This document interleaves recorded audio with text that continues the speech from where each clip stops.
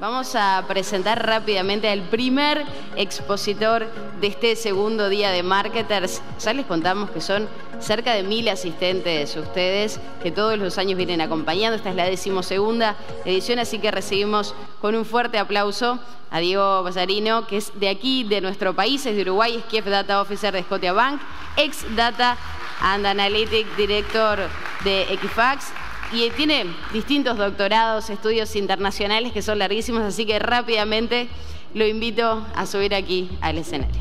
Bienvenido. Muchas gracias. Bueno, buenos días para todos. Muchas gracias, Maggie, por la presentación. La idea es, me invitaron a poder conectar todo lo que han visto el día de ayer y lo que van a ver hoy con lo que es la ciencia de los datos, digamos, ¿no? Y la verdad es que me dijeron, tenés 30 minutos. Entonces la verdad es que este tipo de presentaciones uno la trata de practicar muchísimas veces.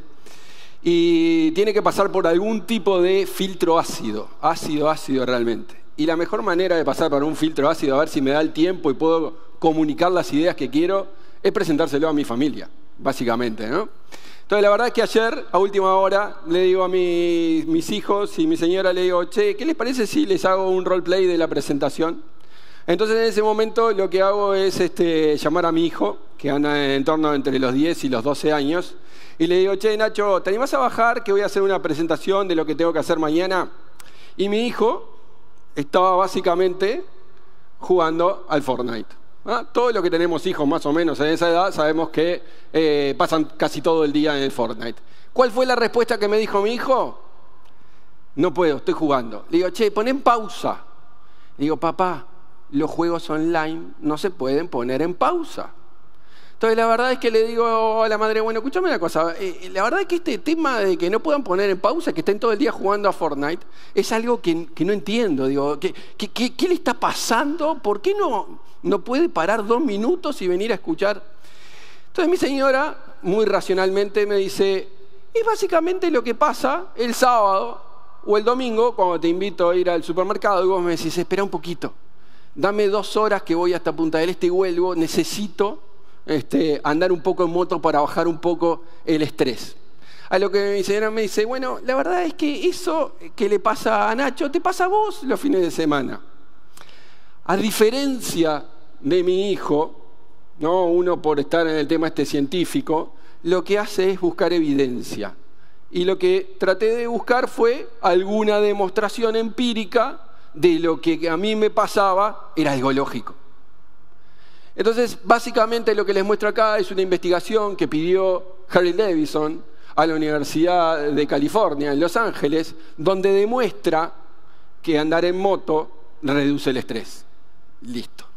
Yo zafé. ¿Estamos de acuerdo? Mi señora no me quiere ver estresado, entonces básicamente lo que hace es, está bien, si te vas a desestresar, podés andar en moto, digamos. Te espero para ir a hacer las compras. Ahora, la verdad que esto une mucho de lo que vieron ayer y mucho de lo que es la ciencia de datos. ¿Por qué? Porque el andar en moto, en este caso, genera una cantidad de efectos a nivel psicólogo, digamos, ¿no? ¿Y qué es lo que está atrás? Porque no solamente reduce el estrés, como dice ahí, genera otros neurotransmisores que son importantes. Y es donde también es importante la ciencia de datos. Y básicamente es la dopamina. Como ustedes saben bien, la dopamina lo que hace es un neurotransmisor que genera felicidad, básicamente. A grandes números genera felicidad. Básicamente, si uno lo estudia un poco en profundidad, lo que genera es esa satisfacción de la recompensa cada vez más rápido. Entonces, la verdad que la dopamina lo que hace justamente es sentirme bien. Y en estos minutos yo voy a tratar de entender o tratar de compartir con ustedes cómo puedo conectar la ciencia de datos a la generación de la dopamina. ¿Por qué? Porque por todo lo que pude aprender ayer en toda la jornada, las marcas realmente son historias en nuestro cerebro. Es algo que genera algo emocional que se genera en mi cerebro y eso es lo que genera la recordación de esa marca, cómo me sentí. ¿Estamos de acuerdo? Entonces la verdad es que el proceso de innovación, y específicamente acá lo pongo en la innovación digital, porque ahí es donde se juega el partido. El partido se juega en la innovación digital, en el área digital, se gana o se pierde en el mundo real, pero la verdad es que se juega en el área digital y es como paso yo de lo racional a lo emocional. ¿Cómo hago yo para algo que la persona lo racionaliza y a nivel de economía el ser humano per se es un ser racional? ¿Cómo hago yo para convertirlo en algo emocional? Y déjenme compartir con ustedes esta gráfica, que varios lo tienen claro, pero siempre es bueno recordarlo. O sea, la conexión, como dice ahí, emocional, predice el valor del producto.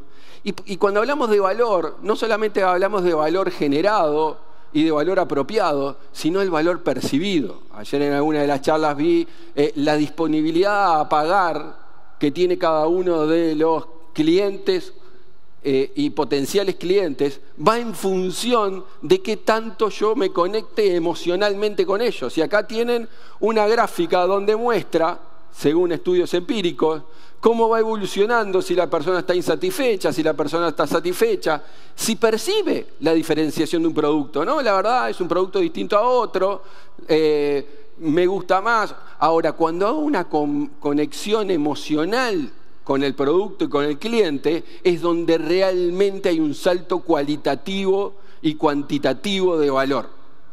Y cuando yo genero valor, lo que puedo hacer es apropiar valor. Y cuando yo apropio valor, lo apropio a través de el precio. Puedo estar pensando en estrategias de aumento de precio. ¿Y qué es lo que me explica lo emocional? Bueno, vamos a ver un poquito esto. Básicamente este es un modelo bastante conocido, el Hook Canvas, que lo que hace es pasar de lo emocional a los hábitos. Y acá ya he pasado de lo racional a lo emocional y ahora de lo emocional a los hábitos. No me sirve si el cliente o el potencial cliente lo que termina haciendo es no generar hábitos a través de lo emocional. Y básicamente tengo que cumplir con 4 etapas bien claras y que son, como se representa ahí, permanentes, al infinito. Una primera es los disparadores. O sea, tengo que identificar disparadores y ahora vamos a ver en detalle cada uno de ellos. Tengo que generar con esos disparadores acciones. Esas acciones tienen que tener algún tipo de recompensa asociado. Y por último, tengo que tener la decisión de inversión. Y ahí vamos a empezar a entender por qué pasamos de lo emocional a los hábitos. Los primeros disparadores son disparadores internos y disparadores externos. Los disparadores externos básicamente son la comunicación. Son todos los mensajes e incentivos que me llegan externos a mí.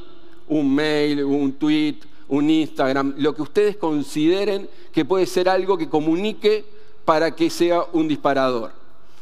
Pero básicamente los más importantes son los disparadores internos, que hacen referencia a cada una de nuestras personas y están muy relacionados con cómo nos sentimos, sobre todo cómo sentimos nuestros, valga la redundancia, los sentimientos negativos, el miedo, el aburrimiento, la sensación de quedarme solo. Esos son los grandes disparadores emocionales para que yo lleve a cabo distintas acciones. Y déjenme ponerle 2 o 3 ejemplos.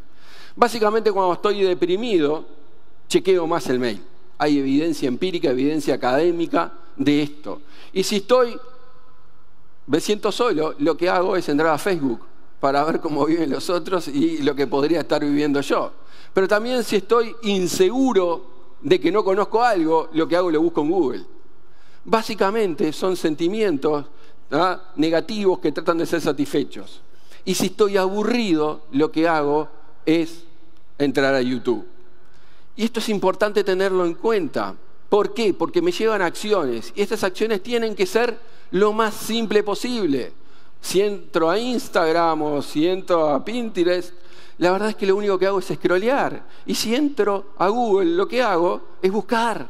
Y si entro a YouTube, lo único que tengo que apretar es play. no tengo que complicarme más, porque yo lo que quiero es satisfacer una emoción negativa lo antes posible. Esa satisfacción es la que me genera dopamina. Entonces, cuando empiezo a ver cuáles son las recompensas, y esto voy a ir un poquito más rápido, da para mucho más, la verdad es que tengo distintos tipos de recompensas una vez que generé la acción. ¿Cuáles son esas recompensas? Y son recompensas básicamente de tribu, de cazador. Los psicólogos y antropólogos lo tienen mucho más claro que yo, pero lo que hacen es que sean recompensas que sean variables, que no sea solamente alcanzar una vez sola, sino que son dinámicas en el tiempo. Tengo que generar incentivos que esas recompensas sean dinámicas. Y por último, tengo que generar inversión. Inversión que hacemos todos, ustedes mismos acá, porque están invirtiendo dinero, están invirtiendo tiempo, ¿no? Y están invirtiendo recursos. Entonces, la verdad es que este proceso emocional, para convertirlo en hábitos, tengo que pasar por cada una de estas etapas. Dado esto, dado toda esta lógica, traté de entender qué era lo que le pasaba a mis hijos. ¿Por qué no querían dejar de jugar a Fortnite? Y cuando uno pone este canvas a Fortnite o a cualquier actividad que ustedes estén manejando, se dan cuenta de que tiene un disparador, un amigo lo llama, un amigo le manda un mensaje, un amigo le manda un WhatsApp. Pero también hay veces que se sienten aburridos, también quieren ser parte de. Si yo no juego a Fortnite cuando voy al colegio, no sé de qué hablar, ¿no? Y por otro lado, la acción es ir y jugar, apretar la consola y ponerse a jugar. ¿Y cuáles son las recompensas? Esas recompensas son variables. Siempre hay una pantalla para pasar, siempre hay un skin para alcanzar, siempre hay un malo para derrotar, etc. Todo ese tipo son variables y cuando alcanzo uno, ya tengo otro.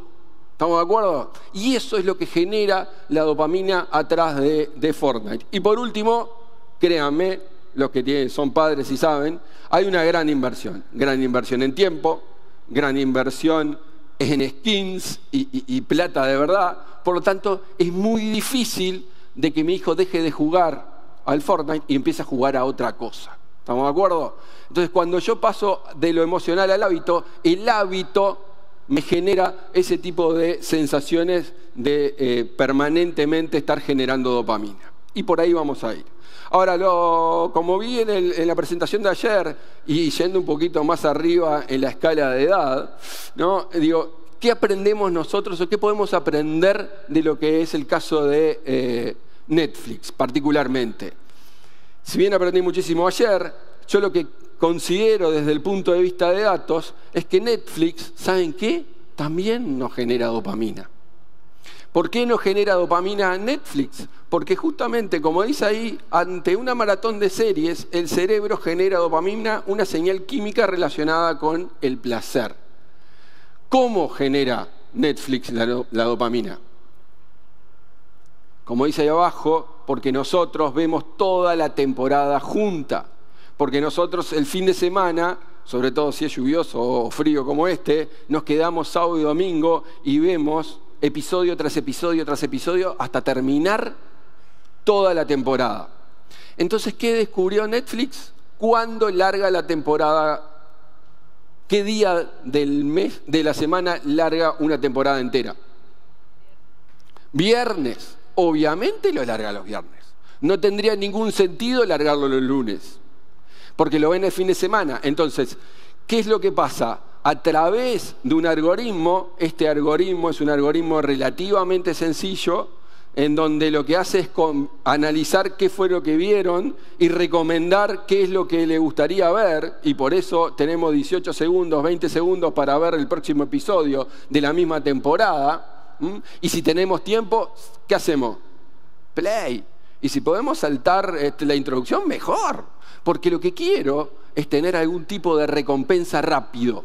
Entonces, hay una cantidad de datos que me generan y que analizo y que Netflix no los estudia solamente a través de en qué cliqueo, dónde paro, qué veo, cuánto demoro, etcétera, etcétera, sino que los complementan con data cualitativa. Porque si no, estoy viendo una parte de la realidad y yo lo que tengo que ver es la globalidad de la persona, el 360 de la persona a través de los datos. Por eso la complementariedad con los antropólogos. Entonces, la verdad es que la ciencia de datos tiene mucho que ver con lo que vimos ayer. O sea, ¿cómo hago yo para generar emociones? Y Netflix, créanme, que está llena de datos estructurados y datos no estructurados. Ahora, en estos 10-15 minutos que me quedan, les quiero contar cómo puedo hacer todo esto, cómo puedo generar dopamina, cómo puedo generar esas emociones, cómo puedo generar hábitos a través de la ciencia de los datos. Créanme que si no ponía una fórmula, ¿no?, en una charla de ciencia de datos, la verdad es que no iba a tener el check. Por lo tanto, esta es lo que yo entiendo que es la fórmula para generar valor a través de la ciencia de datos. 4D por 3E. Clarito, ¿no? Digo, no hay duda. Digo, se explica sola. Entonces, la verdad es que lo que voy a explicar son las 4D en estos 10-15 minutos. La primera D hace referencia al diseño, al design. Tengo que entender para qué voy a empezar a hacer ciencia de datos. ¿Cuál es la lógica? Quiero segmentar inteligentemente, quiero originar clientes, quiero retener clientes, quiero analizar el precio del cliente. ¿Cuál es la lógica para lo cual yo voy a hacer ciencia de datos? Y tiene mucho que ver con el comportamiento. Por eso yo le decía en la introducción, esto es ciencia de datos, es innovación y es conectado con la economía comportamental. Y está pasando que la mayoría de las empresas de grandes de datos, Google, Uber, etcétera, están contratando académicos que se dedicaban a escribir papers solamente y los están llevando a la industria para que entienda a través de los datos el comportamiento. Y hay una cantidad de referentes a nivel microeconómico que se están yendo a Microsoft, Google, Microsoft, Amazon, ¿no? Igal Hendel es uruguayo, tiene su doctorado en economía en Harvard y hoy dejó de estar en la academia para irse a Amazon para entender cómo se comportan los usuarios de la nube de Amazon. La segunda D es una D relacionada con la data. La data es lo que hoy en día está más o menos como un activo de valor, gracias a esta nota de The Economist, en donde la consideró el nuevo petróleo. La verdad que yo tengo ciertas resquemores para considerarlo el petróleo, porque en realidad el petróleo es un bien escaso y la data es un bien abundante y tenemos que tener cuidado con eso del bien abundante, porque nosotros estamos generando data permanentemente, mucha data estamos generando y estamos dejando nuestra huella digital por todos lados. Si bien, como les dije, el partido se juega en el área digital, porque hoy toda la investigación, toda la segmentación es a través del momento cero de la verdad. Y el momento cero de la verdad, como dice Google, está dentro de lo digital. Yo tomo decisiones, yo elijo, yo trato de tomar ciertos criterios de decisión antes de llegar al mundo real. Antes de ir a comprar, yo ya sé qué voy a comprar, ya lo comparé, ya tengo el precio y tengo identificado qué lugar es el mejor para mí. Ahora, quiero desmitificar en una charla de ciencia de datos el Big Data. El Big Data tampoco es la solución. Yo por tener muchos datos no tengo mejores conclusiones. ¿Por qué? Porque hay un autor que les recomiendo, y acá le dejo los deberes para el fin de semana, leer a Nate Silver, donde dice, muchachos, no solamente tenemos que ver las señales y el ruido en una estructura de datos. Hay veces que yo por tener mucho más datos, lo que tengo es mucho más ruido y no tengo tanta cantidad de señales. Y a mí lo que me interesa son las señales, no el ruido. Entonces muchas veces cuando voy a hacer Big Data, lo que termino generando es mayor ruido en mis modelos predictivos. La tercera D hace referencia al desarrollo, el develop, que no es ni más ni menos que la vedette de moda a nivel de ciencia de datos, que es cómo hago los algoritmos. El algoritmo para acá, el algoritmo para allá, las redes neuronales, ahora vamos a ver un caso de eso. Pero la verdad es que los algoritmos existen desde la época de los babilonios. Son fórmulas matemáticas que tratan de tener un resultado de cualquier tipo. Lo que sí pasa es que hoy, a través de la tecnología, a través del Machine Learning. Puedo tener dos tipos, y acá lo resumo muy escuetamente por el tiempo que tengo, pero tengo experimentos supervisados y no supervisados, y básicamente lo que se usa en la industria es la clusterización, en donde trato de encontrar patrones comunes que aglutinen distintos tipos de personas o de agentes en general y que tengan un comportamiento en común. Después tengo la clasificación y la regresión, que son supervisados. Utilizo datos históricos para entender comportamiento, y ahí tengo, en función de las variables, tengo variables dicotómicas, 1, 0, 1, blanco, negro, ¿no? Sí, no. Y tengo variables categóricas que lo que hacen son observaciones un poco más diversificadas que el 0, 1. Y por último tengo una regresión, que la regresión básicamente, muy básico, lo que dice es un número, una edad, me puede decir un precio, me puede decir algo que sea continuo en el tiempo. Pero básicamente hay una cantidad de algoritmos, pero cuando uno analiza cuáles son los algoritmos que se usan habitualmente en la industria, o casualidad, son básicamente lo mismo. El 70% de los cientistas de datos usan la regresión. Y el 60% usa el clustering, y por último el 50% usa, ¿no? O más del 50% usa los árboles de decisión. Son algoritmos históricos, son algoritmos que se utilizan habitualmente desde hace muchísimos años. Lo que me permite la tecnología es utilizarlos y que estos sean dinámicos. ¿Qué me permite, al ser dinámico, a que yo pueda definir precio, en este caso, en tiempo real? ¿Ah? Yo puedo identificar la disponibilidad a pagar de cada uno de ustedes en este momento y cobrarle un precio y llegar a la utopía de la segmentación individual por disposición a pagar. Si no, hagan básicamente la prueba, no me hago responsable de las consecuencias, de preguntarle al que está sentado en el avión cuánto pagó. Habitualmente pagó menos que ustedes. Y eso es por una cuestión de precio dinámico en función de distintas variables. Discúlpenme que me tome de referencia, pero también los sentimientos hoy los puedo entender a un costo marginal. Yo puedo armar algoritmos para encontrar sentimientos. No es que todos los días que salga de viaje con mi familia trate de correrle un algoritmo a ver si mi hijo está contento o no está contento. En este caso, da la casualidad de que la felicidad es del 99.89%. La verdad es que es interesante entender esto, porque no es lo mismo una persona en su decisión de compra que esté contenta que una persona que esté enojada o que tenga algún tipo de sentimiento que haga que me trabe la compra. Y por último, estamos hablando del delivery. El delivery es, bueno, está bien, yo tengo el diseño, tengo la data, tengo el desarrollo y tengo que entender en el modelo que voy a desarrollar a través de qué medio lo voy a utilizar. Si lo voy a utilizar en corridas batch una vez por mes, si lo voy a utilizar en tiempo real. Y déjame poner un ejemplo de una vida anterior, ¿no?, que tuve, en donde básicamente a través de Twitter se leyó de que esta persona básicamente lo que quería era comprarse una Harley Davidson y quería salir a andar en el verano. ¿Qué se hizo? Se levantó ese tweet, se escorió la persona a ver si podía tener los recursos, porque el deseo estaba claro, ¿ah? Había que analizar si quería satisfacer esos deseos y además si tenía los recursos para satisfacerlo. Y lo que terminó haciendo fue haciéndole una oferta en tiempo real, porque el modelo predictivo dio que el score era alto y que iba a tener una alta probabilidad de pagar esa moto. Por lo tanto, en vez de esperar a que la persona fuera al distribuidor de Harley Davidson, automáticamente se le mandó un mensaje y se le dijo: pasá a buscar la moto, ya tenés aprobado el crédito, este verano podés salir tranquilamente.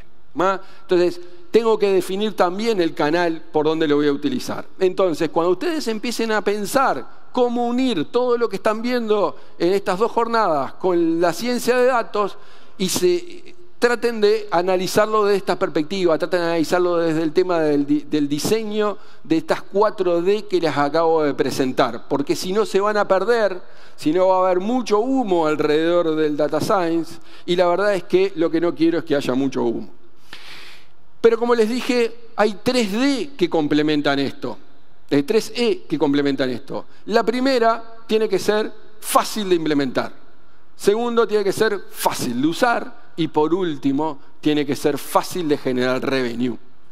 Si yo me genero un algoritmo espectacular, coso, no sé qué, redes neuronales, y lo aplico lo bajo pi por radio cuadrado, y es complejo de implementar, o no lo voy a usar porque nadie en la empresa considera que es viable, o porque no genero revenue, la verdad es que todo lo que vieron de las 4D no sirve para nada.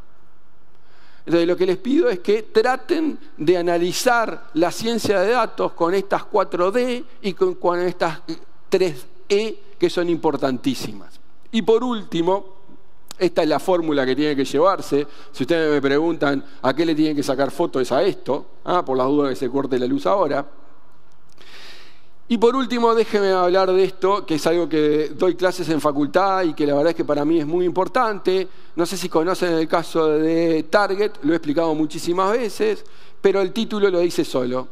Target le mandó una comunicación a una adolescente de que estaba embarazada, básicamente antes que se lo dijera a su propio padre.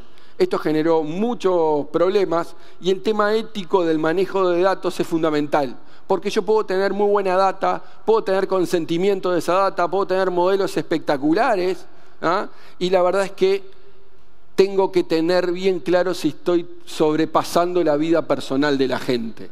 Porque muchas veces, en vez de generar valor, lo que hago es lo destruyo a nivel de valor reputacional de la compañía.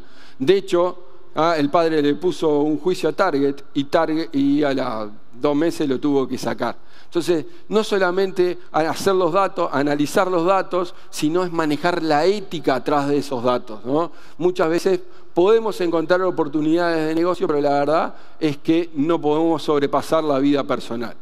Y por último, tratando de cumplir más o menos con el horario, déjenme compartir con ustedes 4 conclusiones que es lo que ojalá les haya dejado hoy a ustedes. La primera es, piensen en generar dopamina con los datos. Todo muy lindo lo emocional, todo muy lindo los hábitos, pero el secreto está en cómo ustedes van a generar dopamina en sus clientes, para que estos clientes quieran realmente comprar su producto o servicio. El segundo es, no todos los datos sirven. No compren datos y yo voy a hacer una estrategia de Big Data y voy a meter todas las redes sociales para adentro y tengo un cúmulo así de datos, porque la gran mayoría de esos datos va a hacer ruido. No me van a servir para explicar los modelos predictivos que yo quiero utilizar. ¿Estamos de acuerdo? La última es, creen bienes, no productos. La economía está llena de productos, no está llena de bienes. O sea, hay muchas motos, pero Harley Davidson para mí hay una sola. La diferencia entre bienes y productos es cómo ustedes conectan emocionalmente para que ese salto cualitativo y cuantitativo de valor en el cliente se convierta en una disposición a pagar y que realmente la paguen. Y por último, la verdad es que a mí me interesa que me paguen por pensar, me paguen por crear, pero para hacer cada vez más van a estar los robots. Y eso es una tendencia que es histórica y que no la vamos a parar. Así que bueno, muchas gracias por todo.